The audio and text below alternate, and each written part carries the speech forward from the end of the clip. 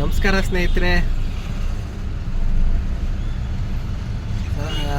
ನಾನು ಏನು ಹೇಳಬೇಕು ಅಂತ ಹೊಂಟೆ ಅಂದರೆ, ಇವಾಗ ಇವ್ರು ಗೊತ್ತಲ್ಲ, ನನ್ನ ಬ್ರದರ್ ಸೂರಜ್ ಕುಮಾರ್ KS.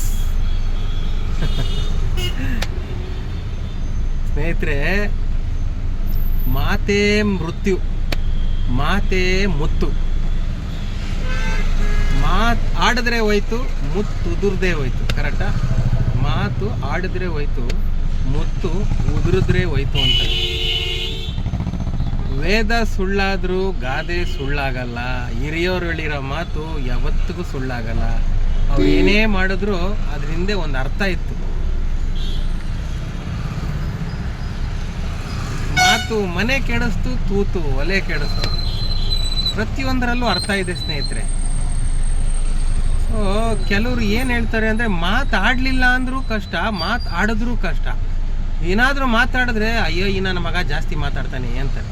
ಮಾತಾಡಿದ್ರೆ ಸುಮ್ಮನಿದ್ರೆ ಏನೂ ಮಾತಾಡಲ್ಲ ಅಂತಾರೆ. ಏನು ನನ್ನ ಮಗ ಸುಮ್ಮನೆ ಕೂತ್ಕೊತಾನೆ ಗೂಸ್ಲು ಥರ, ಮಾತೇ ಆಡಲ್ಲ ಅಂತಾರೆ.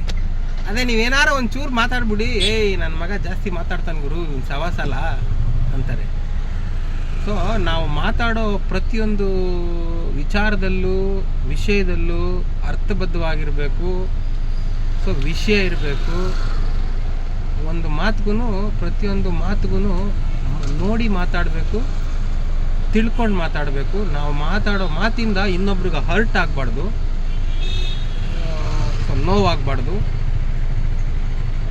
ನಾವು ಅದನ್ನು ವಿಚಾರ ಮಾಡಿ ಮಾತಾಡಬೇಕು. ಮಾತನ್ನೋದು ತುಂಬ ಇಂಪಾರ್ಟೆಂಟ್ ಆಗುತ್ತೆ. ಪ್ರತಿಯೊಬ್ಬ ವ್ಯಕ್ತಿಗೂ ಒಂದು ಇಂಪಾರ್ಟೆಂಟ್ ಆಗುತ್ತೆ. ಮತ್ತು ವ್ಯಕ್ತಿಯಿಂದ ವ್ಯಕ್ತಿಗೆ ಬೇರೆ ಬೇರೆ ರೀತಿಯಲ್ಲಿ ಇರುತ್ತೆ. ಸೊ ನಾನಿವತ್ತು ಈ ವಿಚಾರ ಏನು ಮಾತಾಡ್ತಾ ಇದ್ದೀನಿ ಅಂತ ನೀವು ಆಲ್ರೆಡಿ ಅರ್ಥ ಮಾಡ್ಕೊಂಡಿದ್ದೀರಾ ಅಂತ ಅನ್ಕೋತೀನಿ. ಸೊ ಮಾತು ಇಷ್ಟೇ. ಈ ಮಾತು ಅನ್ನೋ 2 ಅಕ್ಷರ ಇದೆಯಲ್ಲ, ಅದು ತುಂಬ ಇಂಪಾರ್ಟೆಂಟ್ ಆಗುತ್ತೆ ಲೈಫಲ್ಲಿ. ಮನೆಯಲ್ಲಿ ಏನಾದರೂ ಸೊ ಗಂಡ ಹೆಂಡತಿ ನಡುವೆ, ಅಣ್ಣ ತಮ್ಮಂದಿರ ನಡುವೆ, ಅಪ್ಪ ಅಮ್ಮನ ನಡುವೆ ಆಗಲಿ, ಅಕ್ಕ ತಂಗಿಯರ ನಡುವೆ ಆಗಲಿ, ಸಂಬಂಧಗಳಲ್ಲಾಗಲಿ, ಯಾವುದೇ ವಿಚಾರದಲ್ಲಾಗಲಿ ನಾವು ಮಾತಾಡೋ ಮಾತುಗಳು ಬಹಳ ಬಹಳ ಇಂಪಾರ್ಟೆಂಟ್ ಆಗ್ತವೆ. ಸಮಯ ನೋಡಿ, ಸಂದರ್ಭ ನೋಡಿ, ಸಂದರ್ಭಕ್ಕೆ ಅನುಗುಣವಾಗಿ ನಾವು ಮಾತಾಡಬೇಕಾಗುತ್ತೆ. ಈ ಮಾತು ಅನ್ನೋ ವಿಚಾರ ತಗೊಂಡು ಮಾತಾಡ್ತಾ ಹೋದರೆ ಸ್ನೇಹಿತರೆ, ಬಹಳ ಬಹಳ ದೊಡ್ಡ ಮಟ್ಟದಲ್ಲಿ ಬೇಕಾದ್ರೆ ಇದನ್ನೇ ಒಂದು ವಿಚಾರ ವೇದಿಕೆಯನ್ನಾಗಿಟ್ಟುಕೊಂಡು ನಾವು ಮಾತಾಡ್ಬೋದು. ಅಷ್ಟು ಈ ಮಾತು ಅನ್ನೋ ವಿಚಾರದಲ್ಲಿ ತುಂಬ ಪ್ರಾಮುಖ್ಯತೆ ಇದೆ. ಇಷ್ಟೇ ಸ್ನೇಹಿತರೆ ನಾನು ಹೇಳೋದು. ನೀವೆಲ್ಲೇ ಮಾತಾಡಿ, ಹೇಗೆ ಮಾತಾಡಿ, ಸೊ ನೋಡಿ ಮಾತಾಡಿ, ತಿಳಿದು ಮಾತಾಡಿ, ಯೋಚನೆ ಮಾಡಿ ಮಾತಾಡಿ. ಅಷ್ಟೇ.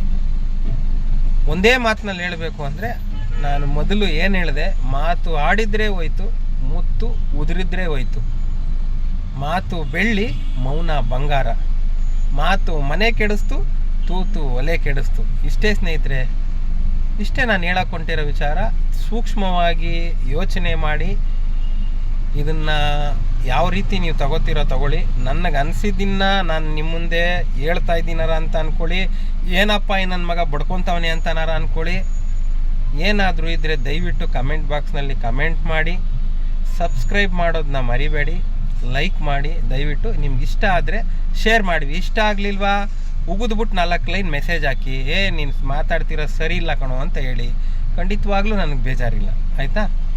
ನಮಸ್ಕಾರ ಸ್ನೇಹಿತರೆ, ಧನ್ಯವಾದಗಳು.